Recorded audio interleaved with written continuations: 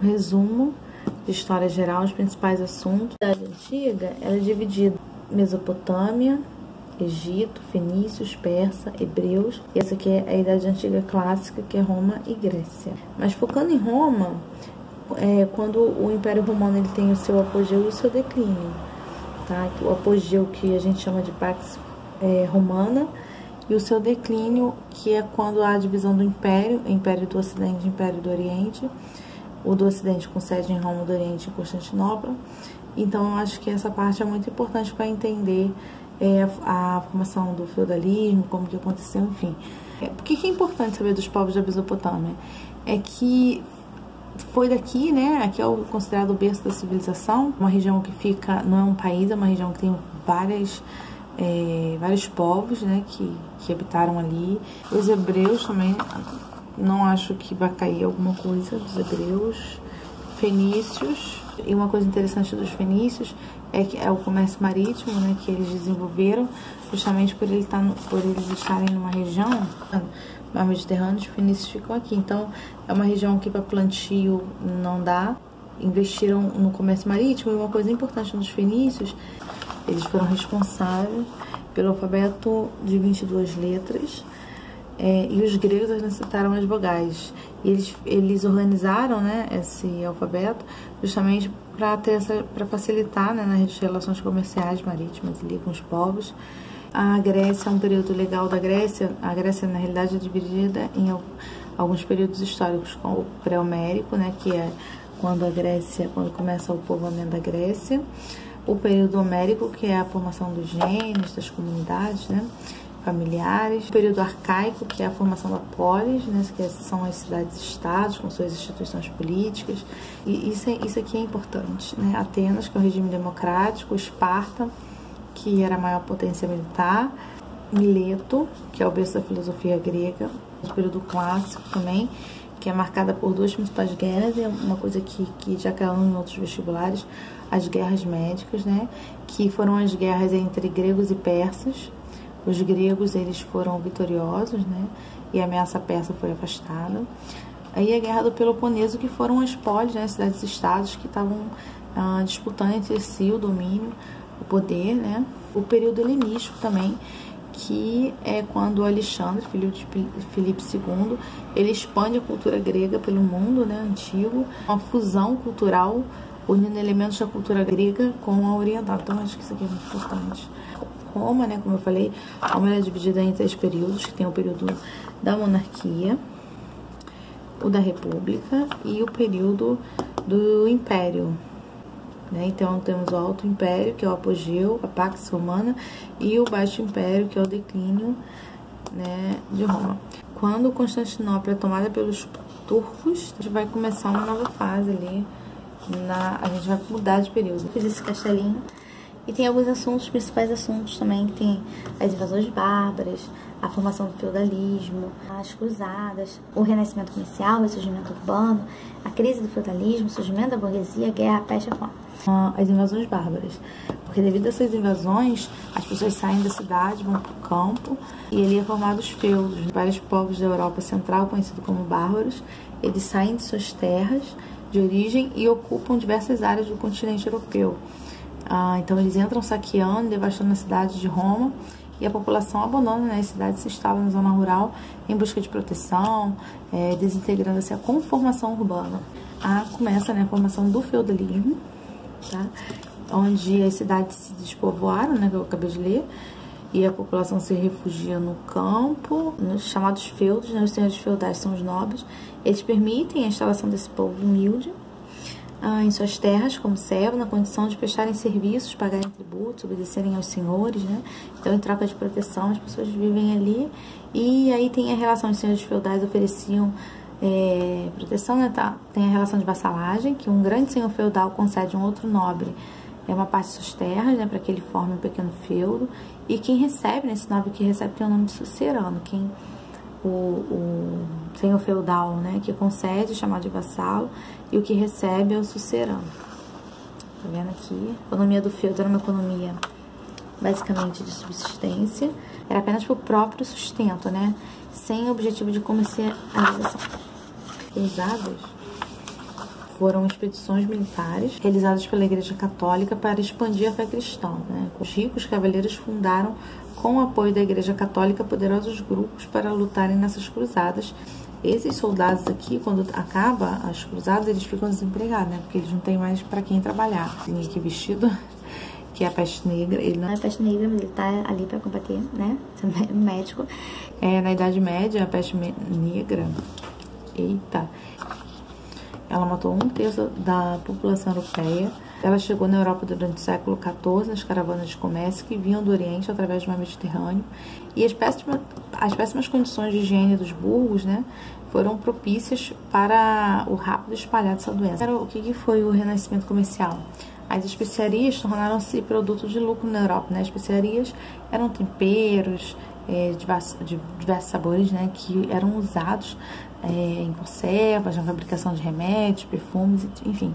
Esses homens livres, né, que viviam marginalizados, passaram a se dedicar ao comércio desses produtos. E da região asiática traziam as especiarias e outras novidades para os europeus, como papel, a seda, a pólvora, e o lucro desses comerciantes eram altos. Então, logo tornaram-se mercadores ricos, e alguns investiram em embarcações para o transporte de mercadoria e criaram feiras para comercializarem seus produtos. E essas feiras, né, elas nasceram as primeiras cidades chamadas burgos e esses comerciantes chamados burgueses. Justamente quando começa ali a comercialização em torno dos burgos, as cruzadas restabeleceram contato docente. Olha que eu falei a mesma coisa várias vezes para ficar gravado na mente.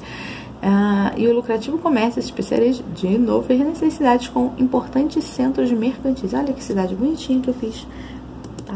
Então, os burgueses eram comerciantes, né, que enriqueceram, e depois ali eles vão fazer, vão aparecer os bancos para guardar o dinheiro, toda aquela troca comercial, enfim, né, daí que surgiu a expressão burguesia. E para fechar ali a Idade Média, nós temos aqui a Guerra dos 100 Anos, temos Joana d'Arc. Então, a Guerra tá aparecendo aqui? Tá. A Guerra dos 100 Anos, né, teve duração de 116 anos. Ops, fizeram a conta errada. Com pausa entre os conflitos. E aqui se destaca essa excelentíssima figura da Joana d'Arc, né, que ela estava insatisfeita com o governo britânico. Ela conseguiu permissão do rei VI para liderar as tropas francesas. Olha que sacanagem que fizeram com ela. A França saiu vitoriosa, conseguindo expulsar os ingleses. E após a expulsão, os nobres franceses, representados pelo rei Carlos VII, temerosos de uma forte aliança popular entre Joana d'Arc e a população camponesa, eles entregaram ela para os ingleses. Joana d'Arc foi morta pelo inimigo, queimada na fogueira, acusada de bruxaria. Ela lutou, fez a França, né, vencer, e aí, minha filha, foi traída. Triste, né? Temos aqui também a Revolução Gloriosa que aconteceu na Inglaterra.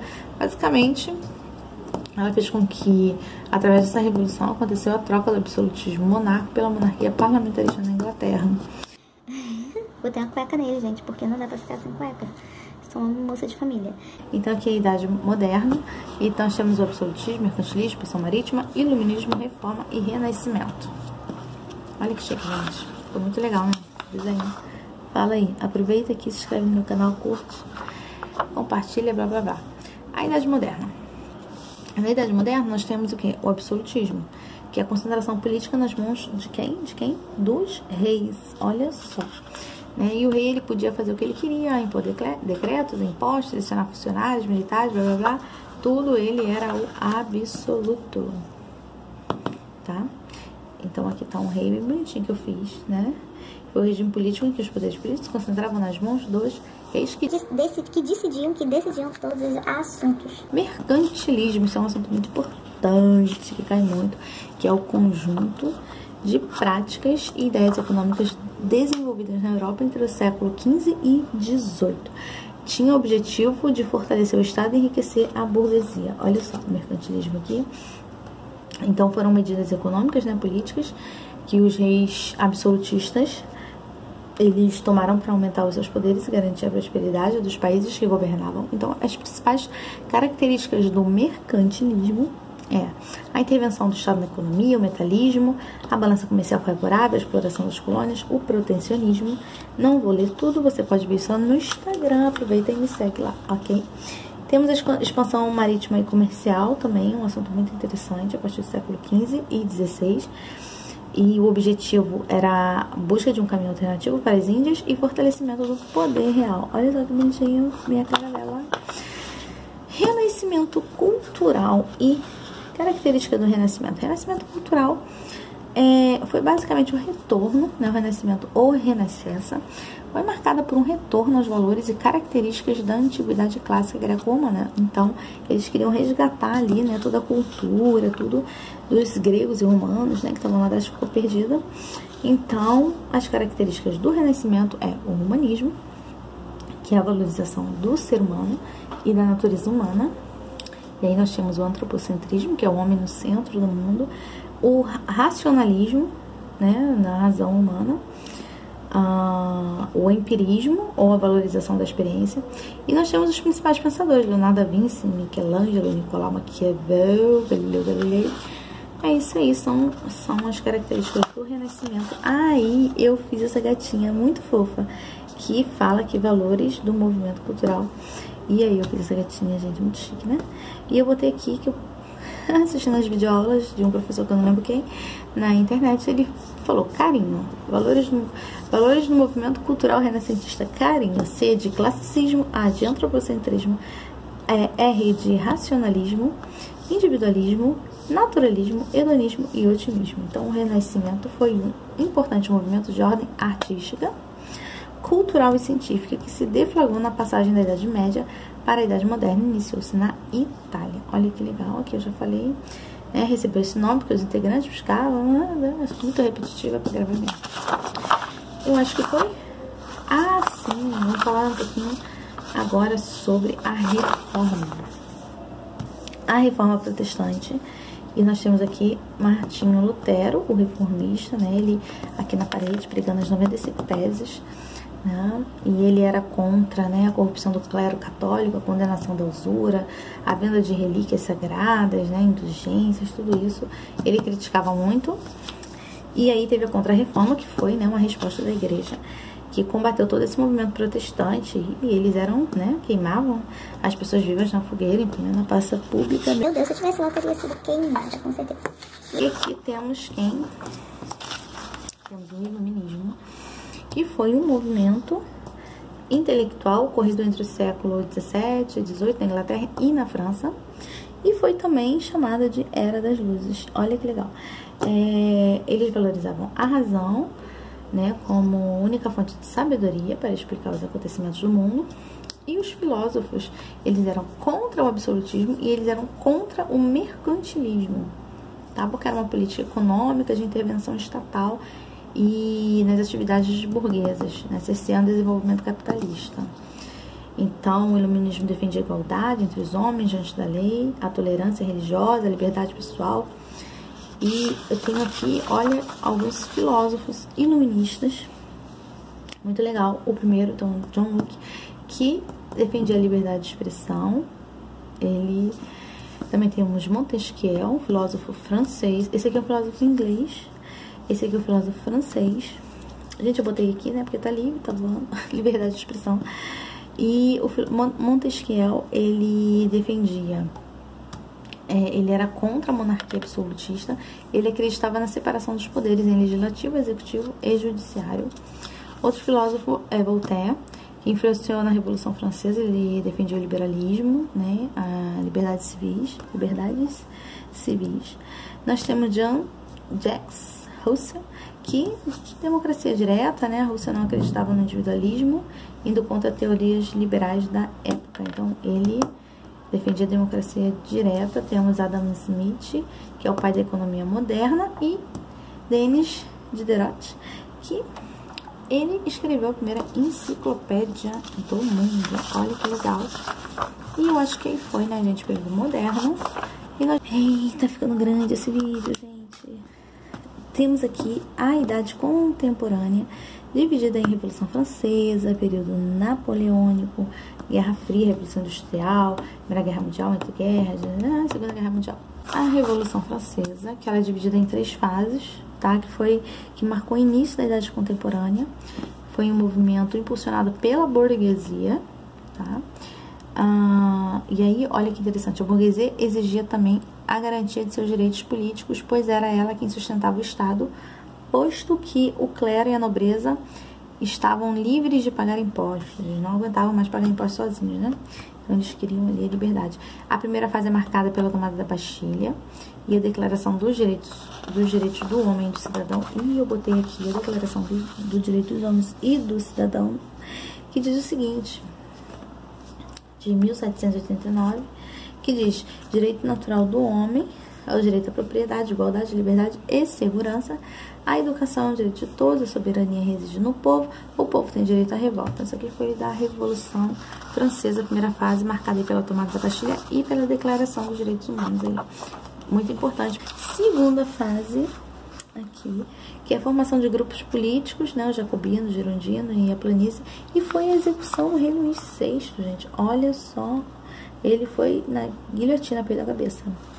E na terceira fase nós temos aqui o governo composto por 5 membros, que são 5 diretores, e eles eram auxiliados pelo Poder Judiciário e Poder Legislativo. Nessa época aqui é o momento que começa a aparecer ali Napoleão Bonaparte. Temos a Revolução Industrial, a primeira Revolução Industrial que começou, né, na nossa cidade contemporânea, a primeira, a segunda e a terceira, e estamos em andamento para a quarta Revolução Industrial. E também é importante você dar uma olhada em Revolução Industrial. A primeira, máquinas a vapor, carvão mineral, né? A segunda, aço, eletricidade e petróleo. A terceira, ciência, tecnologia, informação, internet e engenharia genética. O próximo período aqui, o período de Napoleão Bonaparte, esse homenzinho.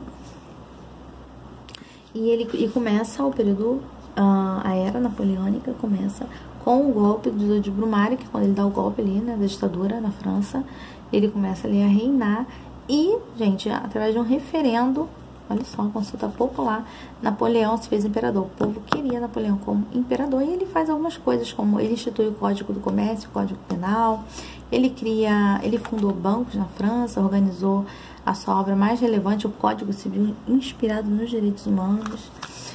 E só que Napoleão, ele não era muito amigo dos ingleses, não. Então ele fez o bloqueio continental, que ele praticamente forçou, né, os países europeus a fecharem os portos de comércio com a Inglaterra. E aí os russos rompem, né, esse bloqueio continental, e ele vai lá na Rússia e enfrenta ali, né, ele sai com um exército de 600 mil homens, só volta com 30 mil homens para casa, porque ele não suporta ali, né, o inverno, o gelo, né, o frio, as temperaturas, o inverno russo é muito cruel. E nesse momento a França é invadida, né, por Napoleão, que renuncia, ele fica exilado, depois ele volta, ele retorna, governa por mais 100 dias e ele é derrotado novamente. Enfim, era napoleônica. E aí depois da era napoleônica, inclusive, Portugal também rompe aqui o bloqueio, né? Tem que vir fugido pro Brasil, mas aí a história do Brasil. Nós temos, já vou falar de Belle Époque. Pois é, a Belle Époque do francês é a Bela Época, que ficou conhecida, que foi o período de um grande otimismo, né? Desfrutado pelas potências ocidentais, sobretudo as europeias, né? Um pouquinho antes da Primeira Guerra começar, né? Eles viveram essa época que foi, assim, na França, né, o clima de progresso da segunda revolução industrial provocou um forte êxodo rural e favoreceu o desenvolvimento de uma cultura urbana cosmopolita de divertimento, fomentada pelos avanços nos meios de comunicação, transporte. Olha só que legal. Aí nós temos o que? Nós temos a Torre Eiffel sendo construída, os cassinos de Paris, o metrô, os cabarés, a moda, os primeiros carros, a primeira Força Aérea Nacional. Nós temos aqui a borracha de Edouard Michelin. Temos a formação de sindicatos, partidos políticos, telecomunicações, metrôs. Nossa, foi uma época, Belle Époque. Uma época maravilhosa, tá? A ocupação do continente africano, apesar de realizada por interesses meramente econômicos, foi justificada pelas nações europeias como uma missão civilizatória. A consequência desse imperialismo é que houve ali a Primeira Guerra Mundial, chamada de também a Grande Guerra, foi concorrência internacional por colônias, disputa capitalista por mercado.